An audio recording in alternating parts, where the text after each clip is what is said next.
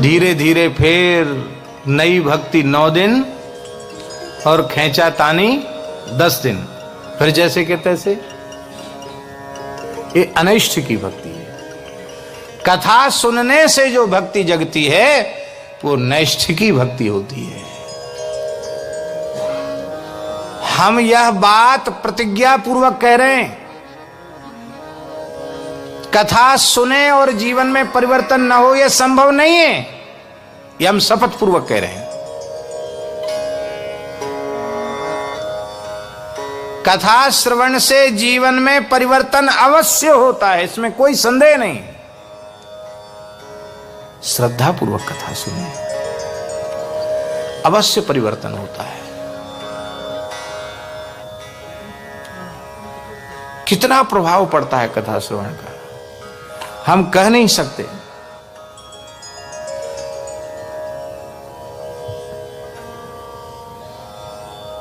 जिनके घरों में नित्य भगवान की कथा होती है, उनके बालकों के, छोटे छोटे बालक बालिकाओं के चित्त पर कितना प्रभाव पड़ता होगा।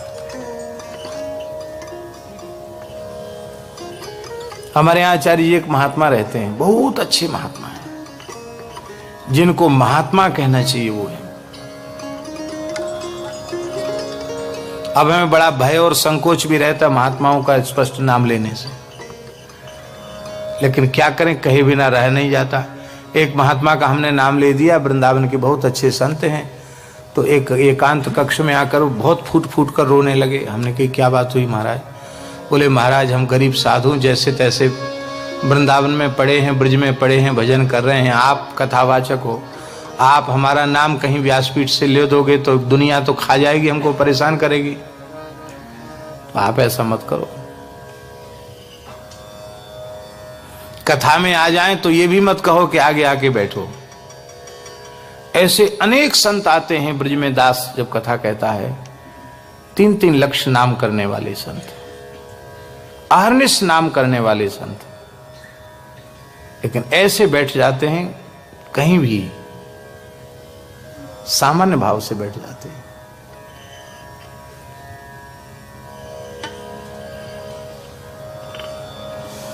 बहुत अच्छे संत हैं, उन संत की बात बता रहे हैं हम आपको।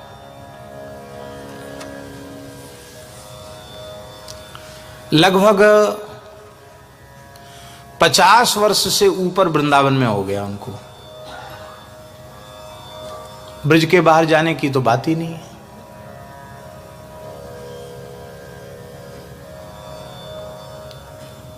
रात्रि को लगभग 10:30 से 11 के बीच में विश्राम में जाना और 1:30 बजे रात को स्नान करके भजन में बैठ जाना।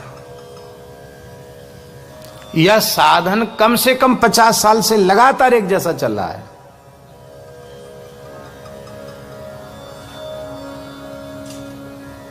क्या आस्वाद व्रत होता है। कम से कम 25 वर्ष तक तो केवल यमुना जी के जल में रोटी भिजा लेते और पा लेते एक बार, हमने आंखों से देखा है। बाद में हमारे महाराज जी ने कहा कि अब बहुत तपस्या हो गई, क्योंकि शरीर में काफी कुछ कमजोरी हो गई थी,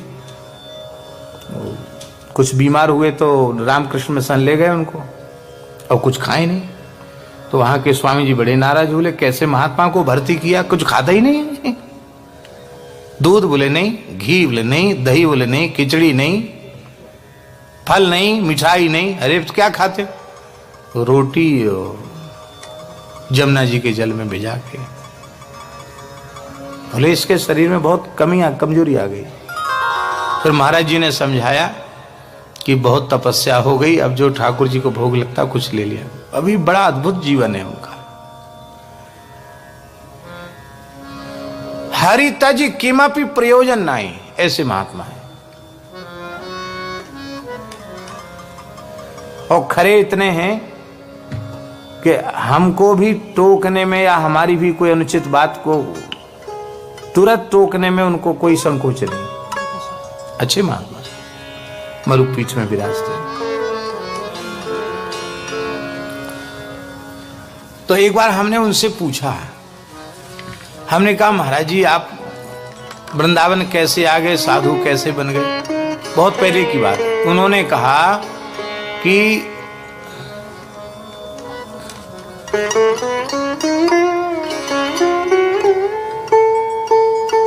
गरीब परिवार में जन्म हुआ था और थोड़ा बहुत कुछ पढ़ते थे, शायद मिडिल पास होंगे या 7-8 पढ़े होंगे, और किसी के साथ कलकत्ता आ गए। बचपन में बच्चे ही थे, और कहते वहां जो कुछ उधर यूपी बिहार के बस्ती के लोग थे, उन्होंने एक पंडित जी बुलाए, बिहार से, मिथिला से, बहुत अच्छे ब्राह्मण देवता थे, बड़े भक्त थे, वैष्णव थे। मिथिला से थोड़ा दूसरा भाव भी आ जाता है खान पान वाला, वैसे नहीं थे, जल तोरई खाने वाले नहीं थे, वो बिल्कुल वैष्णव थे, शुद्ध वैष्णव थे। तो एक समय वो पाठ करते थे और एक समय कथा करते थे, पुरानी पद्धति यही थी, एक समय पारायण करते थे, एक समय कथा करते थे। वैसे गरीब लोग मिलकर के उन्होंने एक कथा कराई है, ये कलकत्ता की बात, बचपन था। तो कहते कि उस कथा में हम तो बालक ही थे, हमने ध्रुव चरित्र सुना, और ध्रुव चरित्र सुनते ही धुन चढ़ गई कि अब हमें केवल भगवत प्राप्ति करनी, हमको कुछ नहीं करना। और कहते उस कथा को भी पूरा नहीं सुना, ध्रुव चरित्र सुन के ही भाग गए, लौट के घर तो गए ही नहीं। फिर विचरने लगे, विचरते विचरते विचरते, अब तो खैर शरीर की अवस्था 80 से ऊपर की होगी उनकी। लेकिन एक बात बता रहे हैं आप,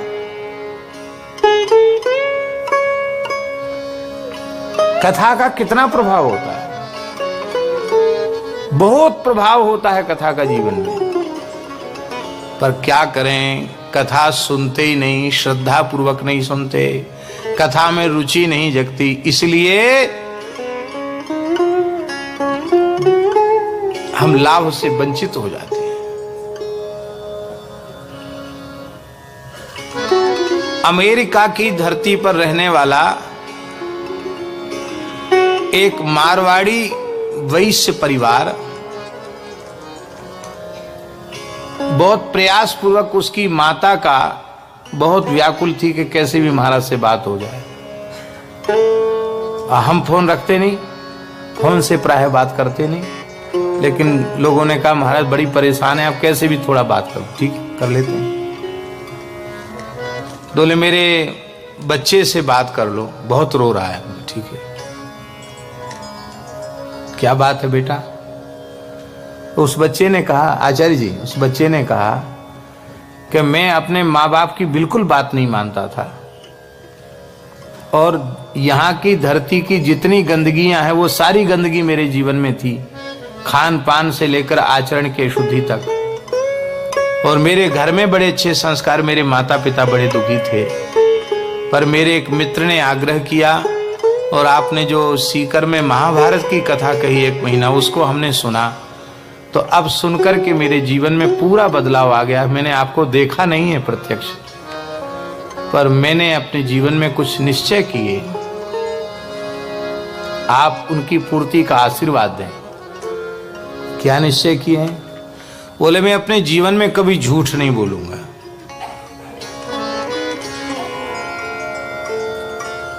कभी अशुद्ध वस्तु का आहार नहीं करूंगा,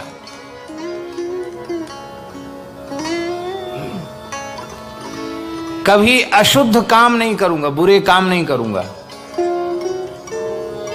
कुसंग का सर्वथा त्याग करूंगा, और कोई काम ऐसा भूल कर भी नहीं करूंगा जिससे मेरी मां और मेरे पिताजी दुखी हो जाए, और यथा साध्य हरिनाम करूंगा।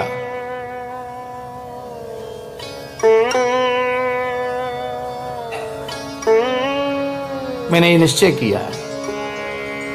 हम आपको क्या कहें, हमारा मन बहुत प्रसन्न हुआ। वाह, धन्य है बेटा, इतना इतना अच्छा। बाद में कुछ समय बाद उसकी माँ का फिर आया कि महाराज अभी तो इतना भजन कर रहा है कि अब तो लगता है कि हमारे हाथ से निकल जाएगा। अब कहता ब्याह की बात करोगे तो मैं भाग जाऊंगा, वृंदावन चला जाऊंगा, ब्याह की बात तो कर रही नहीं अब। फिर मैंने उसको कहा, मैंने कहा तुमने कहा था कि हम कोई ऐसा काम नहीं करेंगे माता पिता दुखी हो जाएं, तुम अपनी बात से अलग हो रहे हो। अरे भाई, कल्याण में कोई गृहस्थाश्रम बाधक तो नहीं है? तो तुमने ही कहा था कि हम ऐसा कोई काम नहीं करेंगे माता पिता दुखी हो जाएं। बोले गलती हो गई, अब नहीं करूंगा। मां जैसा कहे वैसा करो, मूल बात है भजन की, भजन करो। हम आपसे बात कह रहे हैं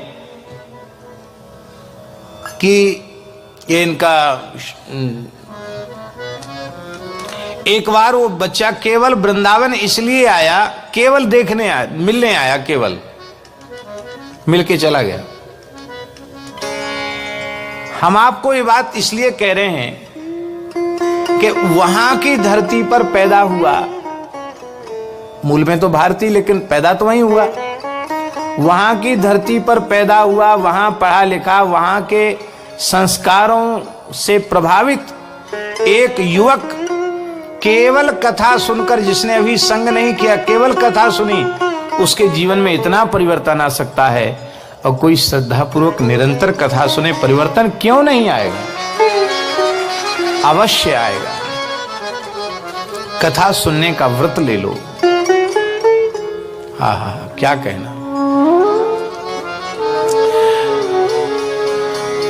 भक्तिर् भवति नैष्ठिकी, नैष्ठिकी भक्ति उत्पन्न हो जाती है। कैसे पता चले कि नैष्ठिकी भक्ति हो गई है? तदा रजस्तमो भावा काम लोभादयश्च ये चेत एतैरनाविद्धं स्थितं सत्वे प्रसीदति। इस प्रकार की जब नैष्ठिकी भक्ति उत्पन्न हो जाती है तो रजोगुण तमोगुण समाप्त हो जाते हैं। न रजोगुण रह जाता है न तमोगुण रह जाता है। और बाप ही नहीं होगा तो बेटा कहां से होगा? काम एष क्रोध एष रजोगुण समुद्भवः महासनो महापाप्मा विद्येन मेह वैरिणम, गीता जी में भगवान ने कहा।